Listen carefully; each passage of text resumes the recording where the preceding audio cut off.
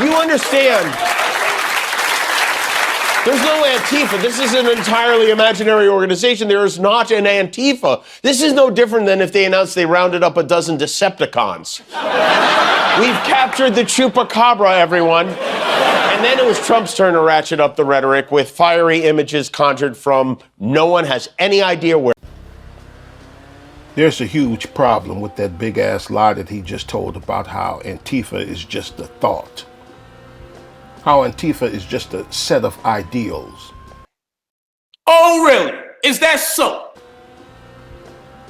Kimmel and the others that's telling that lie are going to have a problem in the very near future. And in this commentary, I'll show you one of the reasons why. Now, I'll get back to Kimmel at the end.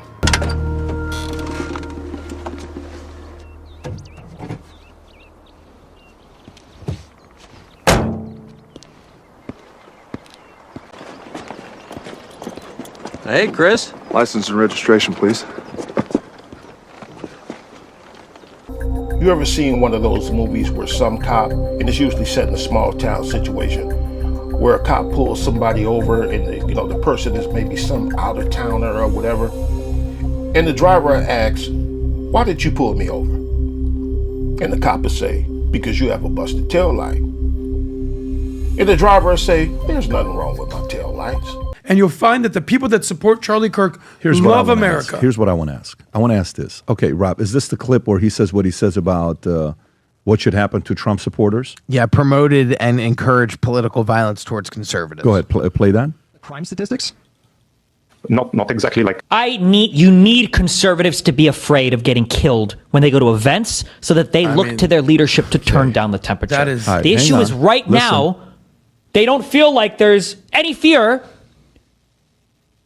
Like, I don't know. It's like memes. It's just memes to everybody, I guess. I don't know, bro. I don't know. I don't care. I'm playing video games. Okay, I'm done today. I don't give a fuck. He knows God, he it's gonna be so fucking gay if I get killed in the next fucking 2 months. That, he felt it. Then he says, "I don't know. I'm going to play video games." That's the definition of fascism right there. Intimidation, fear of death for what you say. That is literally the definition. And they want to call, hey, fascist catch was engraved on the bullet casing that killed Charlie Kirk. They want to call the right fascists. They're literally on the road to fascism, if not already there. That's a dude named Destiny, a very popular person here on the internet, echoing the sentiments of the left who's been celebrating the death of Charlie Kirk.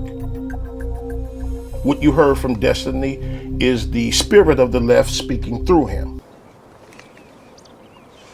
So, the driver will say, "What broken tail light?"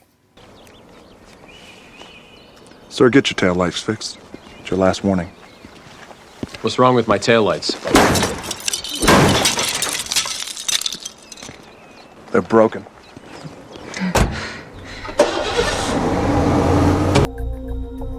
Because he wanted to pull you over anyway, that's one thing. And it's another thing to actually have a busted tail light. So now the cop doesn't need an excuse to do what he wanted to do to you anyway, which was to pull you over and harass you. You have a right wing that's essentially been punked out these past 6-7 years by the left.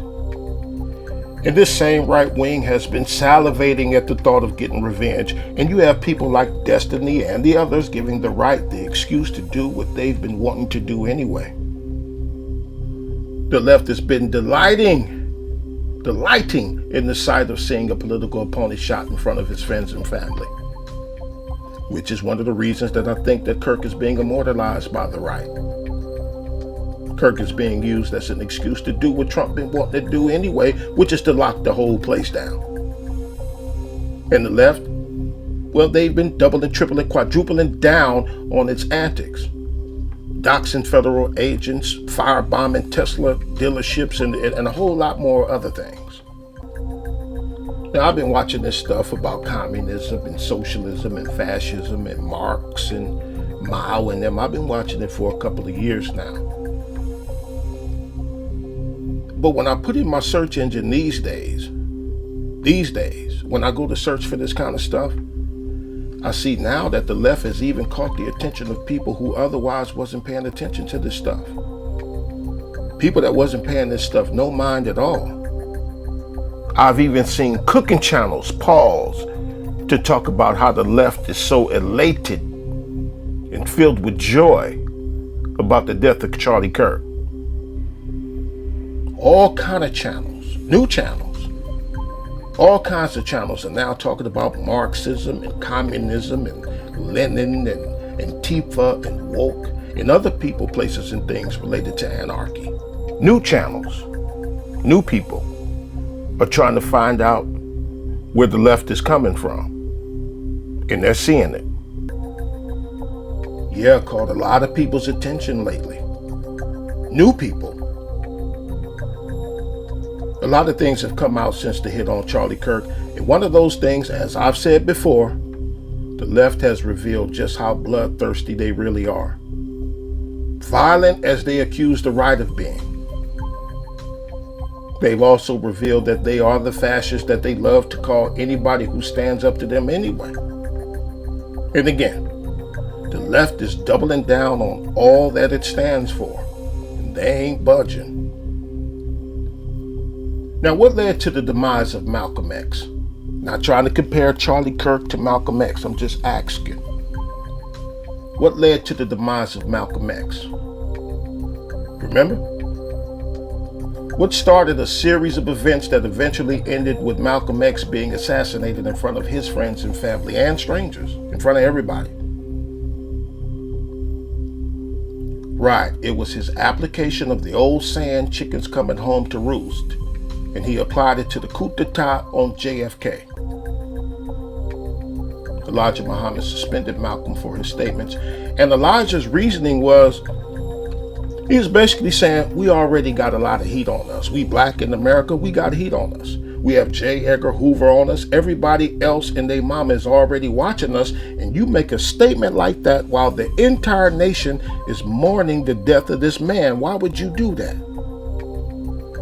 I'm asking, what does it mean to make things worse?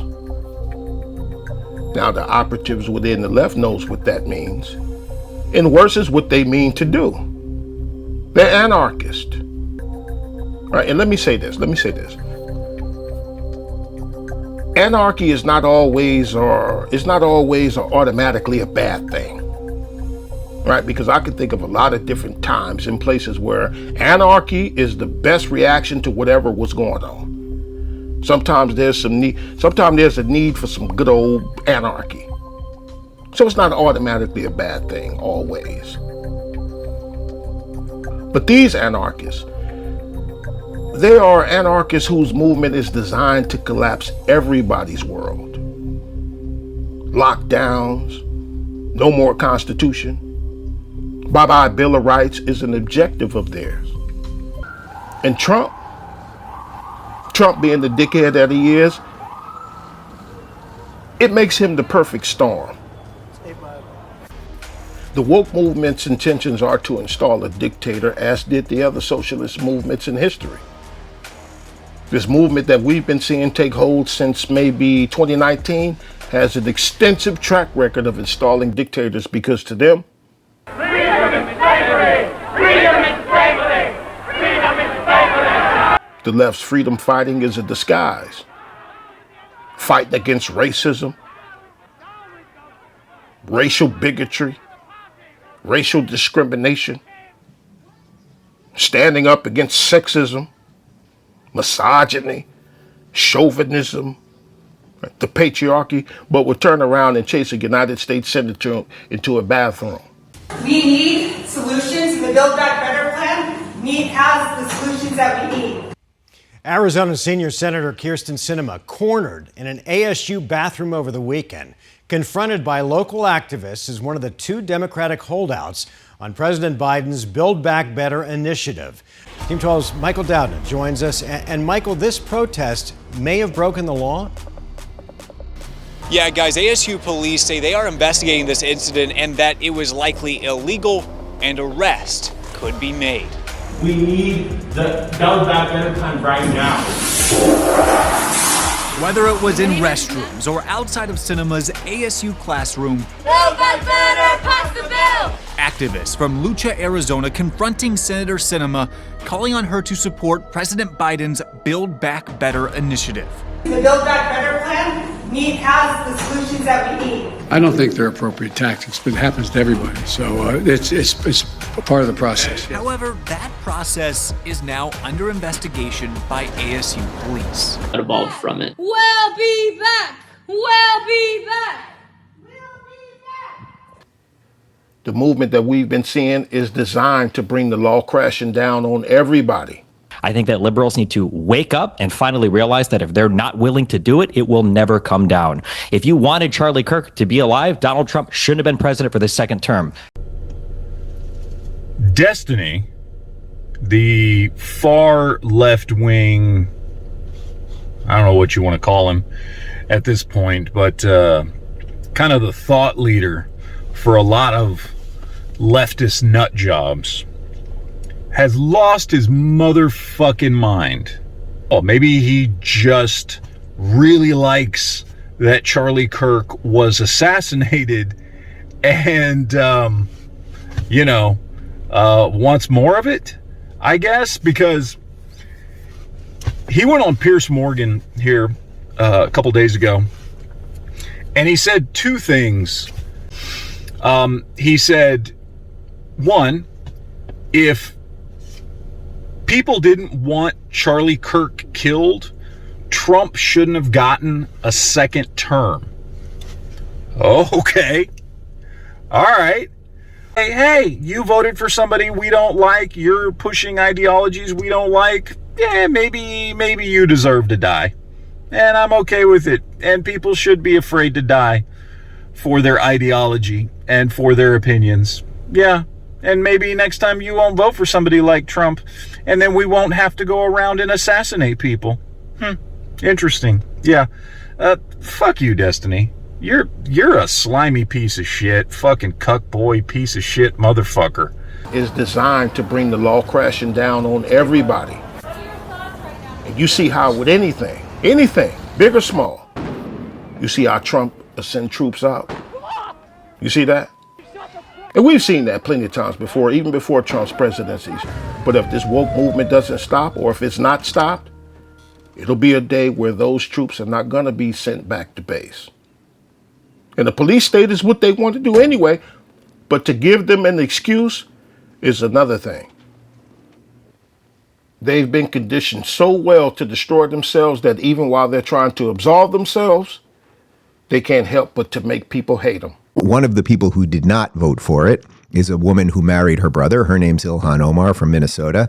And here she is talking to Caitlin Collins on CNN, where she refuses to not only apologize about some of her comments for Charlie, she then says something that is one of the most disgusting things I've ever heard on CNN, which that's we should send this woman a cake or something. I just think it was the video where it called him Dr. Frankenstein and said his monster shot him through the neck. I mean, obviously this is a person, and looking at this is someone who was a husband and a father, and in the days after his shocking death, that happened as a result of his views, or it happened as a result as he was sharing his views publicly with people, that people found it jarring to hear such criticism of that in the immediate aftermath of what I find jarring is that there's so many people willing to excuse the most reprehensible things that he said, that they agree with that they're willing to have monuments for him, that they want to create a day to honor him, and that they want to produce resolutions in the House of Congress honoring his life and legacy. It is one thing to care about his life, because obviously so many people loved him, including his children and wife. But I am not going to sit here and be judged for not wanting to honor any legacy this man has left behind. That should be in the dustbin of history, and we should hopefully move on and forget the hate that he spewed every single day. I'm actually somewhat speechless. And in honor of Charlie, I'm not going to say the couple words that are popping into my brain right now about her. I played that clip because Omar was asked to come on and clarify her ill statements that she previously made about Kirk. And you heard how she felt. Because their thing is to escalate the situations, not diffuse them. And the violence will escalate. The shootings and bombings and other things. They'll keep raising the temperature because that's what it was designed to do, to mess things up for everybody. And I've gave other examples, not just a couple of clips that I played here and the things I've been talking about here. I gave other examples in previous videos about the orchestrated, self-destructive nature of this movement that we've been seeing. Like how they pressured businesses to adopt policies that ended up causing these businesses to lose tens of millions of dollars, and some even hundreds of millions of dollars. Or how this movement, how they'll create the kind of worker that no one wants to work with or employ. And that has resulted in bulk layoffs as soon as the employers got the chance. I've given other examples. And I mean, look at their thought leaders, for God's sakes. Look at their thought leaders. Hitler, Stalin,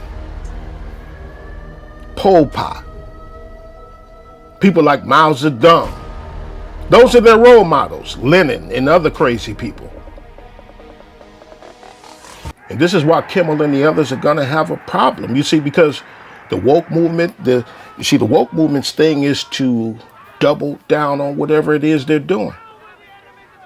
So it's going to be very difficult to convince people that Antifa is just an ideology when the people that you're trying to keep asleep can wake up and see these people you're trying to cover for out here like this.